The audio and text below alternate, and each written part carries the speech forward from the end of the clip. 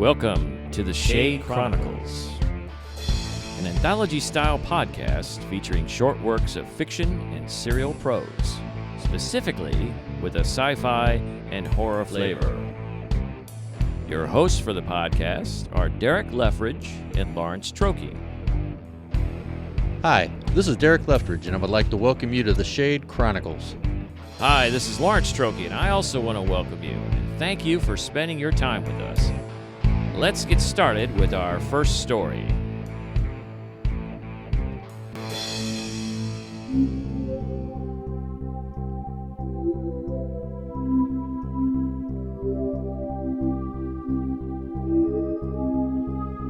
Resetting the Doomsday Clock by Lawrence Trokey. He sat in the lower bunk of the stateroom. The Navy pilots that shared the room with him were in other parts of the aircraft, either in the mess or in the ready room or on deck.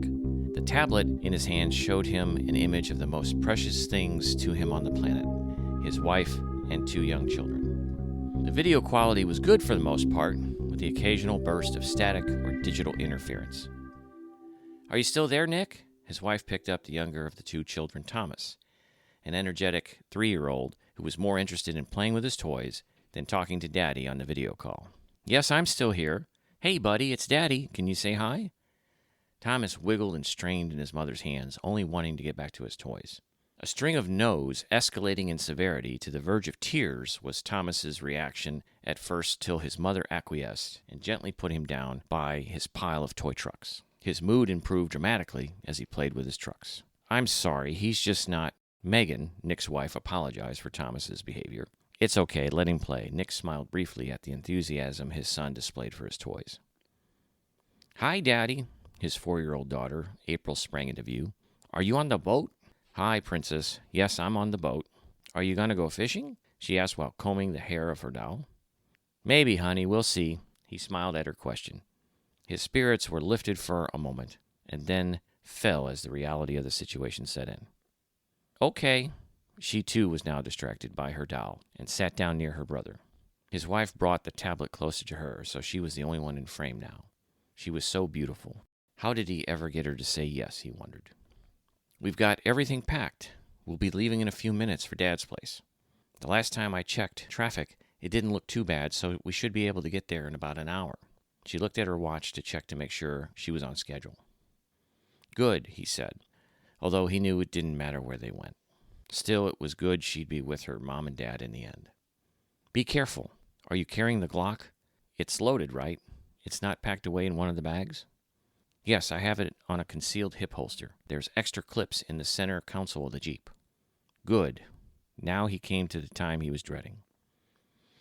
He had to say goodbye. His gut was in knots, and his hands started to shake some. Emotions began rising up in him, and he fought with all of his strength to keep them in check. "Megan, it's time now, honey. You should go." "We've got a couple minutes still. Just 2 more minutes."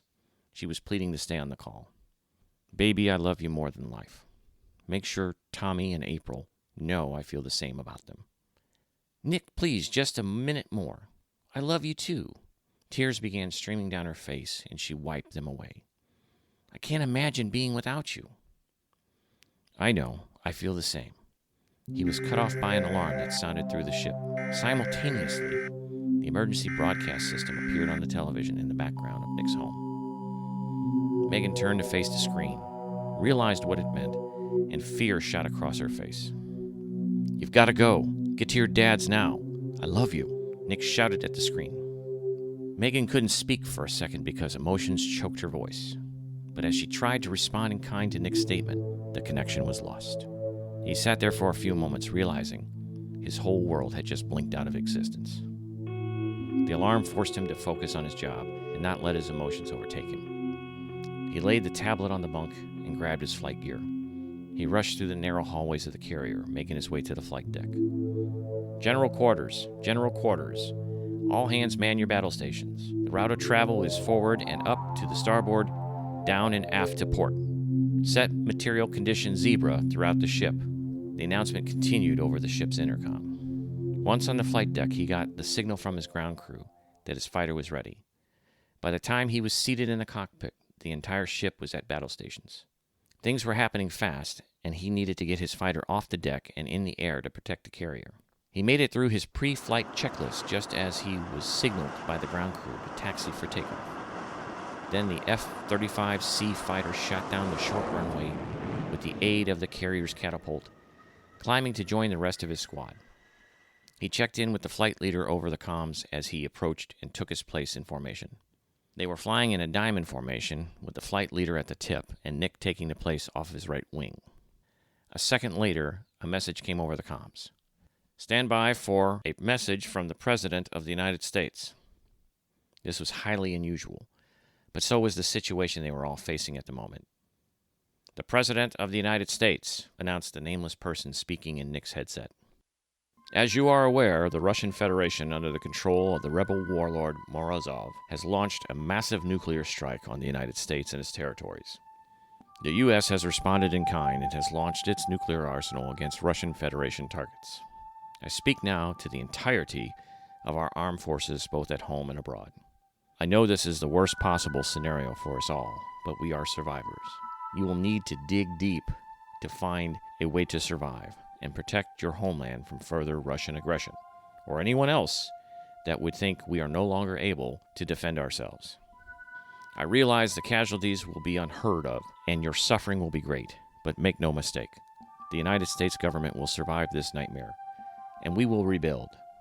Command and control functions will still operate from the government's central location.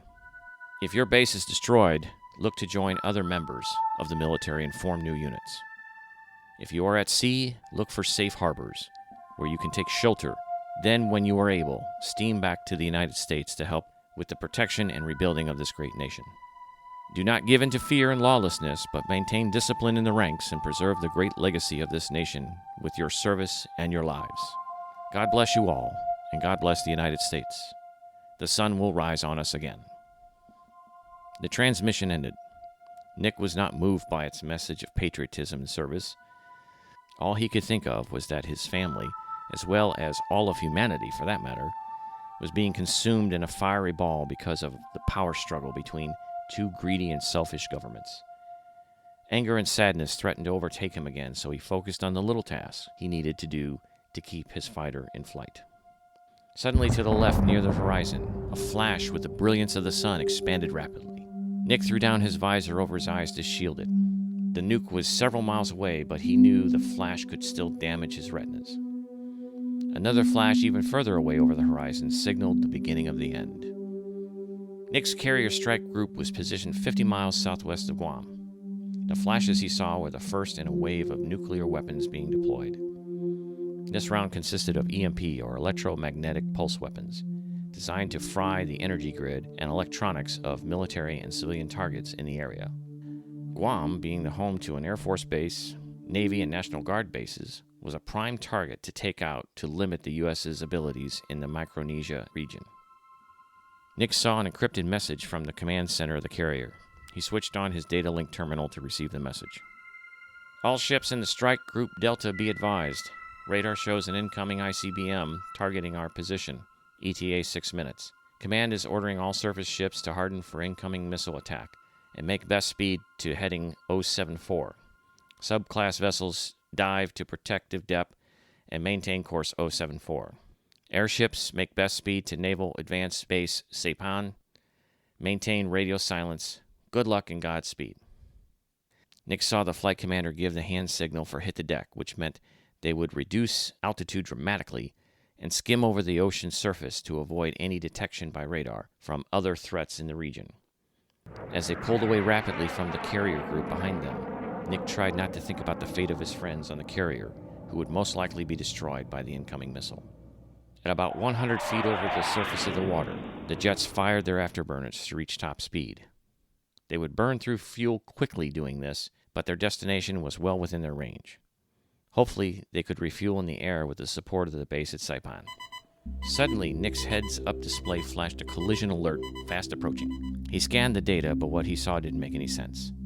Something dead ahead was filling the horizon, like a mountain range, but according to their position, they were in the middle of the Pacific Ocean, near the northern Mariana Islands. There shouldn't be anything near them for several minutes, Yet the collision alert warning was sounding, and the object filling the horizon was growing at an alarming rate. Nick saw the flight leader give the order to slow and climb. This meant they would be giving away the protection of flying below radar detection, but they had no choice. They either needed to climb or run into whatever the hell it was in front of them. It started to take shape after a moment. With more altitude, the dome-like shape was clear. They were getting close now, and the flight leader signaled a direction change that led them to move parallel along its border. His intention was to fly around the object and possibly recon the area. However, the farther they flew, they saw no end of the shape. It apparently was rising out of the ocean and went on for miles. The middle of the dome was now reaching into the troposphere by a few miles. It took Nick a moment to realize the scale of this thing, but when he did, all he could do was stare at it. It seemed like several minutes passed before the voice of the squadron leader came over Nick's headset, bringing him out of the trance. "All flights, this is Squadron Commander. Maintain heading 186. Let's give this thing a wide berth." Nick adjusted his course as instructed, but he couldn't take his eyes off of it. As far as he could tell from this distance, the dome had no features. Its surface was smooth. It was the color of a storm cloud, bluish gray, but not consistent like something that was manufactured. It seemed organic, but not made out of rock and sand like an island. Its sheer size was jaw-dropping because there didn't seem to be any end to the thing. It went on in both directions across their original flight path as far as he could see. The radar signature backed that up as well. It was like something the size of a continent floated to the surface of the ocean in the middle of the Pacific. Without warning, Nick started to feel weird. His vision blurred, and his head felt light. He tried to shake off the feeling and focus on flying the jet. The feeling became more intense, and then a voice in his head said, "Familiar." He didn't know why he heard this in his head or what it meant. Before he could do anything else, Nick blacked out. On the bridge of the aircraft carrier, the strike group commander and captain waited for the end together. Rear Admiral Thomas smoked a cigar, an obvious violation of not being in a designated area, but no one cared. They all knew this was it. The captain just sent a text to his wife back in Virginia, but he wasn't certain if it would get to her or even where she was at the moment. The officer of the watch, Lieutenant Rodriguez, was quietly reciting the rosary, while his right hand held the string of beads he kept in his pocket. As expected, the mood was somber and quiet, with only the rumble of big machines and the ocean filling the void. 2 minutes to missile impact, reported the Combat Direction Center over the intercom on the bridge. "Prepare countermeasures," the captain ordered, knowing there was little point in it. Even if they were lucky enough to acquire the missile with their targeting radar, the missile would most likely detonate before the countermeasures could deploy. Even though it was miles away, the blast radius would consume the carrier strike group in a flash. It was like that with horseshoes, hand grenades, and modern nuclear weapons. "It's been a privilege, Tom." The Rear Admiral reached out to shake the captain's hand. "Likewise, sir." The captain took the Admiral's hand in his. Another announcement rang out from the CDC over the intercom. "Target has disappeared, Captain. We're no longer tracking it." "What the hell?" The captain spat out, and then his vision blurred. He felt lightheaded and had to reach out to stabilize himself on a nearby console. He heard a voice in his head say, "It is not permitted." Then the feeling passed, and he looked around the bridge. The Rear Admiral and the other crew members were also steadying themselves from the same experience. "What the hell was that? Did you hear that?" the Admiral asked. No one on the bridge had an answer for the Admiral. The captain went to the intercom. "Was there an explosion detected?" "No, sir. Nothing that would indicate the missile exploded. It just disappeared off our screens," the CDC officer reported back. The communications officer interrupted. "Secure message coming in from Com 7th Fleet." The message was coming from the commander of the 7th Fleet, Vice Admiral Black. The captain and the Rear Admiral moved to the communications station to receive the message. It read, "Missile strikes disabled on both sides across the world. No explanation. Satellites tracking massive object near Mariana Islands. Size is off the charts. Nearly the size of Texas. All armed forces are on standby. Your orders are to approach the object and report back." The captain and the Admiral looked at each other in disbelief. It took them several moments before either of them started issuing orders to comply with the message. Nick awoke lying on the floor of a room, or what he thought was a room at first. The floor itself was smooth as glass and was cool to the touch. He sat up and scanned the area, but he couldn't tell how big the room was. He didn't see any walls, only darkness and shadow where the light faded. Overhead, he didn't see any ceiling or roof. There was only a single light source above him, illuminating the area. Beyond that, more darkness. He looked behind him and was surprised to see his F-35C fighter parked like it was sitting on the flight deck of the carrier. Beyond that, darkness. He was still in his flight gear, helmet included. He took it off and laid it on the floor next to him. Then he stood up and thought about what to do next. Maybe he could climb back into the cockpit of his fighter and try to radio the squadron leader. After a moment, he figured it was pointless to try. Wherever he was and the manner in which he got there was not normal. None of this was, so he decided to wait for the next move by whoever it was that was responsible for the giant dome and his arrival in this place. He wasn't afraid, even though he thought he had every right to be. Some of it was due to his training, remaining calm in stressful situations. But the real reason he wasn't afraid was there was something familiar. That word came to him again, and he remembered the events that brought him here. He had heard the voice, but it was not an audible sound. It was in his head. What did it mean? Why would any of this be familiar to him? He saw a light in the darkness ahead of him then. It was soft, but still very distinct, and it was moving closer. After a moment, it took the shape of a column of light. Still not very bright, but it had definitely defined edges. It began at the floor, but the top just faded into the dark above. It was now only a few feet away from where he stood. Maybe now he was a little afraid. It had stopped moving, and Nick took a moment to look it over. He thought it might be made of glass or something transparent because of the way the light inside seemed to be bound by its edges. Sucking up his courage, Nick stepped towards it until he was able to reach out and touch it. It felt just like the floor, smooth and cool to the touch. It reminded him of the walls of an aquarium his family had seen in Orlando at some amusement park last year. Nick noticed a dark shape appear in the column of light. It started to grow bigger, like it was an object moving closer to him. He instinctively stepped back, unsure if he had done something to trigger this. As the shape grew bigger, more details came into focus. It had the shape of a dolphin that was standing upright on its tail, only this dolphin did not have large flukes at the end of its body, which would normally be used for swimming and navigation. It just tapered into a blunt end. Instead of pectoral fins on either side, it had tendrils that were more like arms, which ended in flat, disc-shaped appendages. Its head was dolphin-like in size and shape, but the eyes were closer together, more like a human, and its beak was much shorter than that of a dolphin. Its coloring was bluish-gray, like that of the ocean mammal too. Nick stood in silence as he watched the being float behind the glass of the column.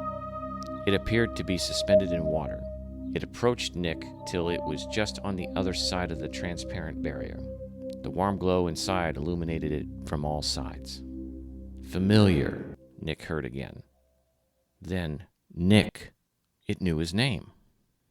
"Yes, I'm Nick," he said out loud. The sound in the space had a strange quality. It did not echo or reverberate.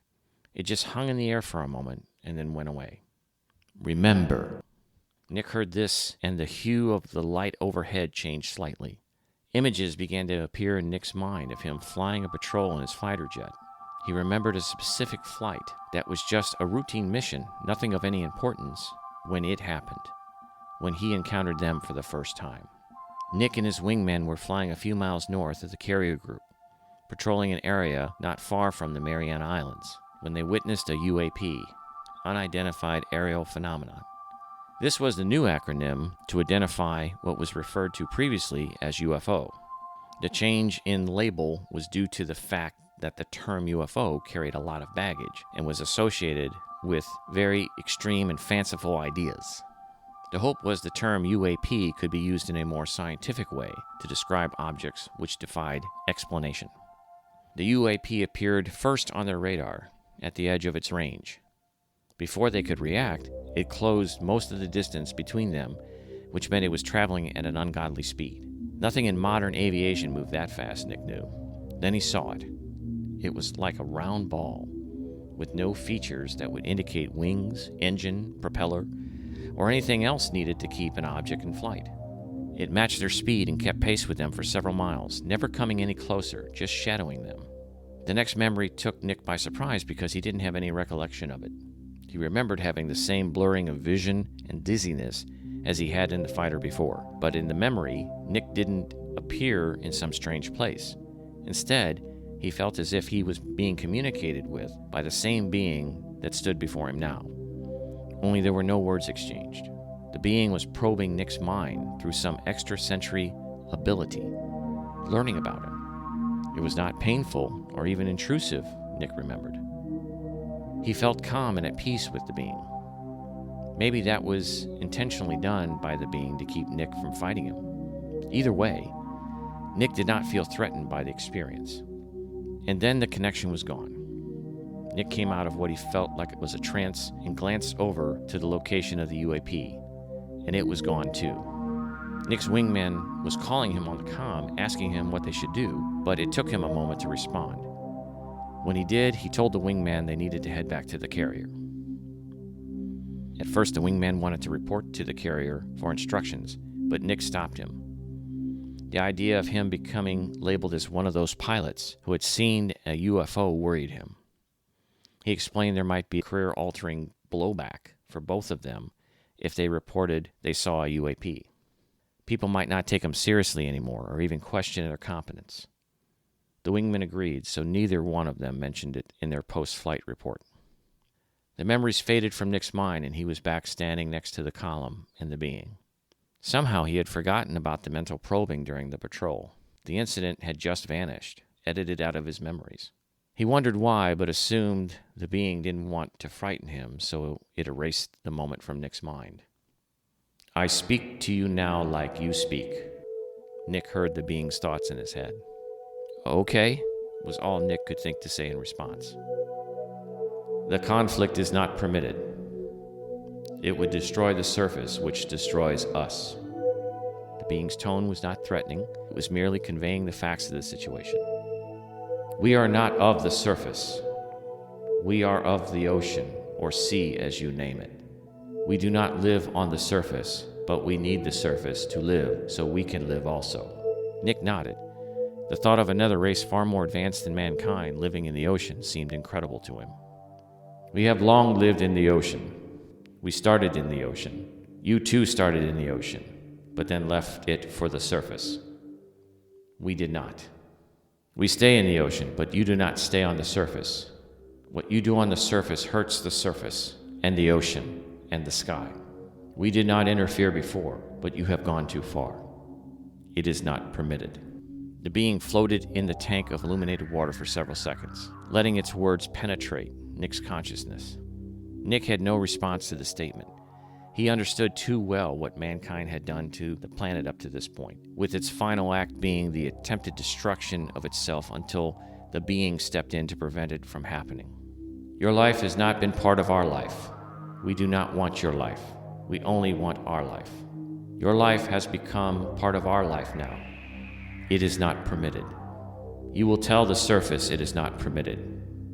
You will tell the surface we do not want your life. You must tell them there is no other way permitted. The ocean is ours. The surface is yours. Do not harm the ocean again. It is not permitted. You have seen us, and we have been watching you. You did not understand before. You understand now. Tell the surface so it understands. We are watching you." Nick just stood there listening to the being, taking it all in. After a moment, questions started to occur to him, but it appeared he ran out of time. The being retreated in the column, and the column went dark. It too retreated back into the shadows of the space. A new light emerged over his head. He looked up and saw it grow. He realized after a moment that he was looking at the sky. Then he felt the floor he stood on starting to rise, like an elevator platform on the carrier. He understood this to mean that he was being shown the door. He picked up his helmet and went to the side of his fighter. The ladder extension to the cockpit was out, and he quickly scrambled up it to board the jet. As he retracted the ladder and was closing the cockpit, he saw he had been elevated to the surface of the dome structure and could see the sky and ocean around him. He wasn't sure what to do next exactly. He had never taken off a structure like this. Before he could decide, the engine fired up and his plane began taxiing down a runway-like area that formed on the surface of the dome. He grabbed the controls just as his fighter raced down the runway and took to the air. Once in the air, he was in complete control of his jet. As he gained altitude, he saw his squadron on the radar and the carrier group in the distance. He wasn't sure what to tell them. He couldn't really explain it himself. He just knew that he was given a second chance to see his family again and live in a world that no longer was under the threat of destroying itself. Maybe an asteroid or a gamma-ray burst would finally be man's fate, but any man-made calamity was now off the table. He knew that for certain because they would be watching, and anything else was not permitted.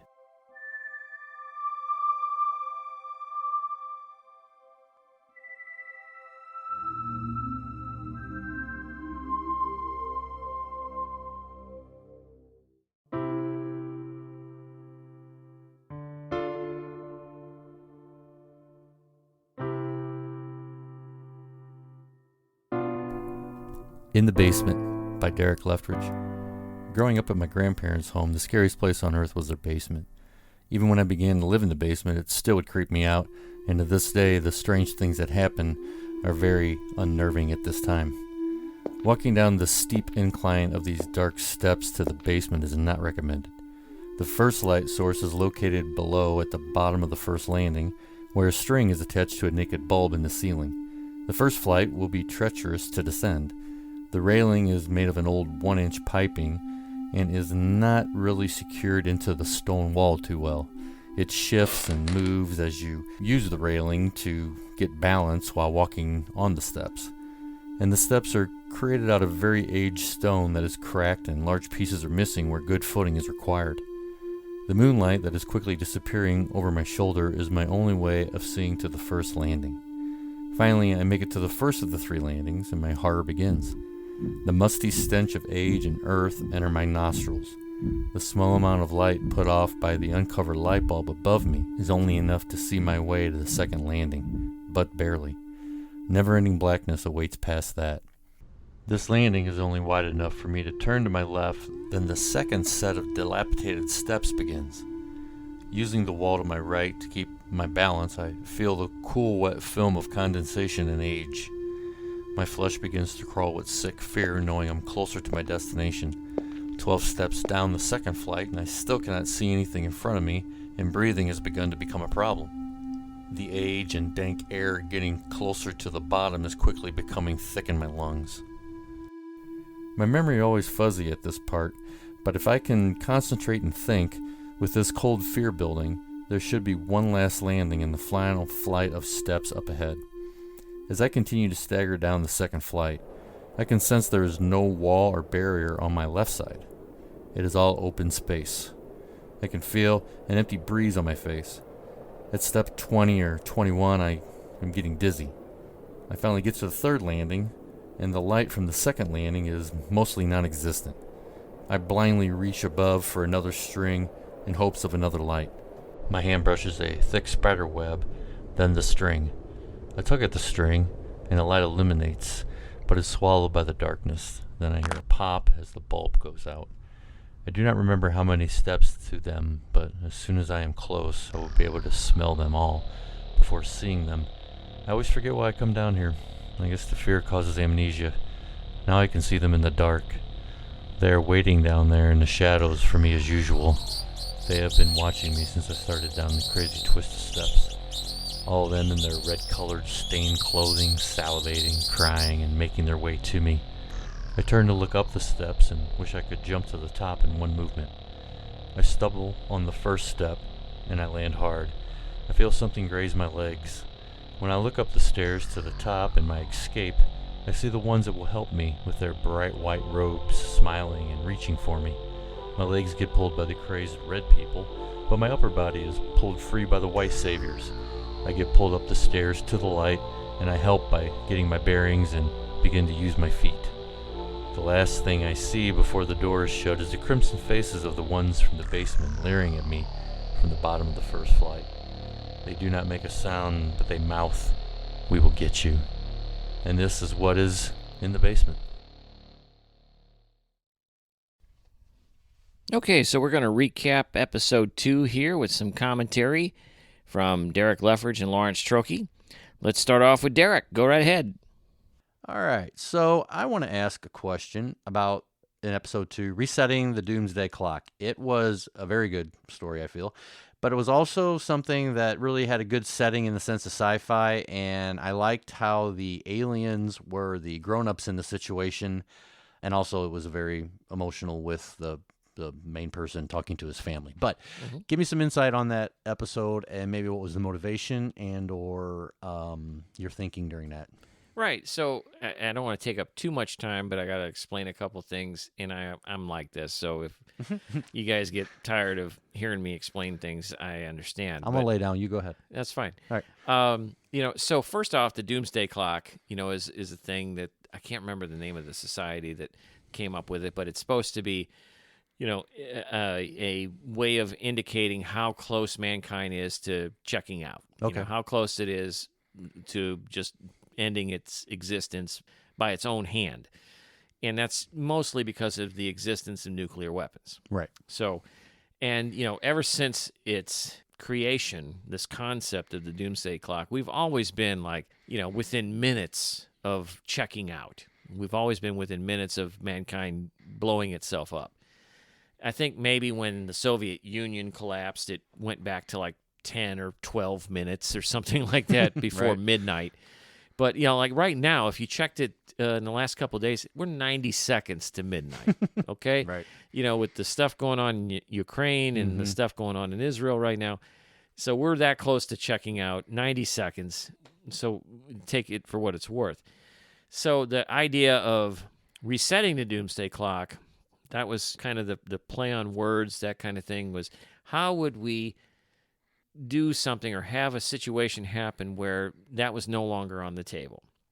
Right. So obviously you got to deal with the nuclear weapons. So I came up with the idea of, okay, well, let's start with the worst possible scenario. We're at World War III. Things are flying and stuff's blowing up, and it's the end. Mm-hmm. And the United States, the president in that story is trying to tell the troops, hey, this sucks, but we're going to make it through, and you guys are going to be the ones that help us get through. So just stay the course, and man up, and you'll get through it. I mean, it's all bullshit, but right. It's what they have to say at this point. Otherwise, everybody's just like, nah, I'm done. I'm going home. I'm going to curl up in a ball and just wait for the end. Right. So there was that part of the story that appealed to me, and that's why we start off with this pilot talking to his family and this gut-wrenching thing that happens, with him trying to reconcile he's not going to see his family anymore and they're all going to die in this horrible war and all that. And then he focuses on his mission, his job. Well, the other thing that inspired it was, if you are watching the news within the last year or so, and the fact that the United States government now acknowledges some kind of UFO or aliens or something like that. Yeah, something. Well, it may not be aliens, but it's just yeah. something they can't explain. Right. Well, we don't know what it is. It flies faster than anything we've ever seen. It can do things that we've never seen anything do. It defies all laws of physics, but we don't know what it is. But we're not going to say it's aliens, so whatever. Right. Okay? Well, then you got that, and then I watch a lot of science-y stuff. I'm a nerd, obviously. And so on YouTube, I'm cruising through all the nerd stuff, and I come across this thing called the Fermi paradox, which is basically, if there are aliens and the universe is X billion years old, why haven't we encountered them yet? Mm-hmm. And then you start going down that rabbit hole to understand why there are some possible reasons why we haven't encountered them yet. Well, one of them is that space travel is just so incredibly dangerous and so incredibly hard to travel the distances between stars. so that the possibility of any civilization of figuring that out, even with billions of years to do it, just hasn't happened yet. Okay. Or there's this thing called the Great Filter, where maybe civilizations are closing in on that goal, being able to travel across vast distances and go to different stars and stuff like that. But they end up wiping themselves out. They end up, taking themselves out because they're too busy fighting amongst themselves, which is kind of what's happening in the story. Yep. So taking all that in consideration, I thought, well, there's shit going on. There's stuff we can't explain going on. How could that be? What if it just was already here? I mean, the Earth is significantly old and has had numerous times where it's been changed in significant ways. What if we weren't the first ones that came out of the sludge and had a thought about how to, make a wheel and start a fire? Right. So that's the concept here in the story, is that there's an older civilization that existed in the oceans, and in the particular place that I mentioned in the story, it's the deepest part of the ocean. Okay. So they could, hide a whole civilization down there if they're used to being in the ocean, if they're, able to live in the ocean. And we know that's why the alien in the story is a dolphin, basically. We know dolphins and other forms of marine animals like that are very intelligent. So what if, there was a strand or, a line of those creatures that evolved at a much faster rate before we did. And, they created a whole civilization, and they just basically didn't want to have anything to do with us. And I mean, I can't blame them, right? Yeah. I mean, watch the news. Do you want to go out of the house? Right. I like the connection of when you did that. I like the part of the story or where it connects that the aliens are like, all right, shit's hitting the fan. We got to come up and change something, and then we're gonna go right back down because we live here too. Basically, that's how I kind of read it. We live here too, and we're not gonna let you f this up. So stop it and look away. Yeah, it's like basically the landlord, came up and said, "Hey, stop doing all the shit that you're doing, otherwise I'm going to throw you out." Right. And that's the essence of the story. So now let's talk about In the Basement, because I have a special connection to this story. As you mentioned before, we've known each other a long time, and we grew up together, and many years we spent together at your grandparents' house in that basement. Right.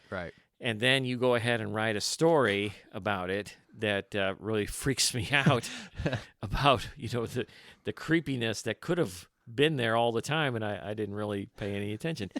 What was your inspiration for that story? Well, first off, none of that really happened. Sorry, spoiler alert there. None of it really happened. So you were not in danger, neither was I, that I know of. But it was always, it's an old house, one of the shotgun houses we have here in this area, in the city part of it.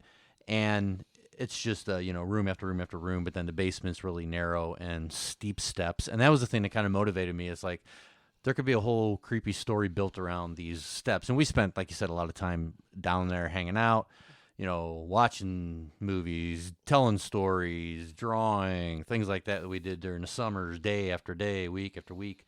And just kind of had a good view of it in my head and could kind of expand it because I tried to make it more of an expanse than what it actually is, size-wise. And then I wanted to kind of get the good and the bad connection to it. So I always, I thought the basement bottom art would be hell, the top of the steps would be heaven. You kind of got that clash, and I'm the character that is dealing with it. So that was basically it. It was just kind of I liked it. It's a very short story, but it's something that it was a memory of mine being at their home, us, being there at times too. And I figured you'd appreciate it because you were there quite a bit. So it was kind of a nice connection to be able to have the good and the bad brought together. Right. Well, I mean, and I know for myself, especially as a kid, and a young kid at that, the basements in St. Louis City and going down these rickety old stairs into a dark, musty. Now, that wasn't necessarily the case with your grandparents' Right. basement, But there are a lot of basements that were, like, oh, geez, I'm going into a dungeon here. Right. And I was always, as a kid, a little bit like, oh, I'm not sure I want to do this, or, make sure there's a light down there that we can turn on, because God knows what's down there. And I think, you kind of really just flowed right into that concept of everybody's natural fear of going into a dark place like the basement, right, and having to deal with whatever's down there. Yeah, right, yeah. The basements are pretty much, the one I'm speaking about, it's not finished. There's rock walls and stuff like that, but you can live down there. You can cohabitate down there. I did it for many years when I lived there, and we hung out there, like you mentioned, and had okay times. It was safe enough, whatever like that. But it was always eerie because it's a basement and it gets dark, and just kind of like you said, basing it on people's fears of the dark and basements and stuff like that, and then adding the good and the bad was kind of the way to kind of round it out for me. Yeah, and you have something like a heavenly kind of source or beings that are in there that are trying to help you, and then you've got this devilish kind of demon-like things that are trying to get you, and you kind of end on the demon saying, "Oh, we're coming after you." Right. Yeah, I want it to be a happy ending, but then again, not be. It's all butterfly kisses and puppy farts. I wanted it to be something that was more of like, okay, this can continue. This basement is not completely safe, because that's just kind of like, I think what we like happy endings, obviously, for stories and things like that are good things. But then again, it's nice to have a little bit of something left over. Yeah, and that's classic horror story That's kind of fun. thing. I mean, we love Stephen King. Oh, yeah. Dean Koontz. Yep. Those kind of guys. Yeah.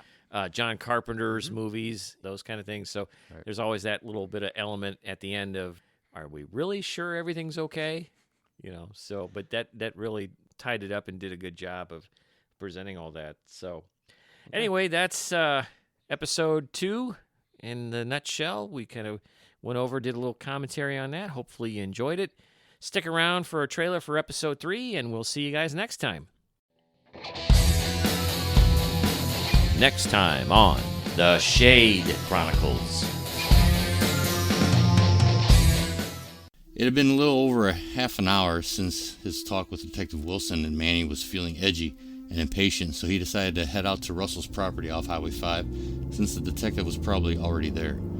He notices that he missed a text from Wilson about 20 minutes after their phone call that says, "Get over here, I found something you need to see."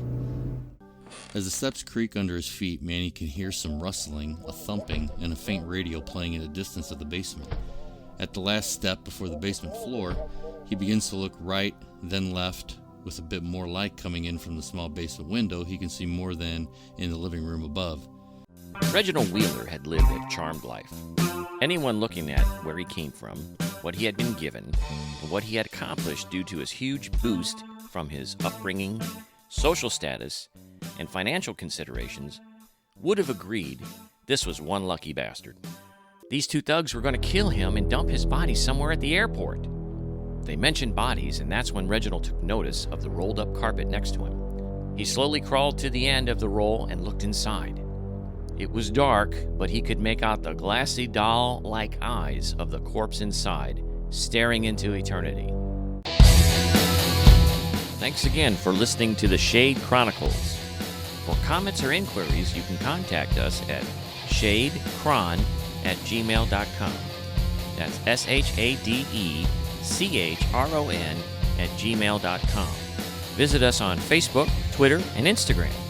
You can also get more information at theshadechronicles.com.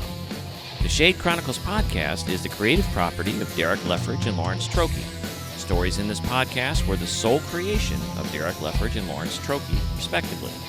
Any attempt to replay for broadcast or distribution portions of any episode of The Shade Chronicles without the prior written consent from the creators and/or significant compensation is strictly prohibited.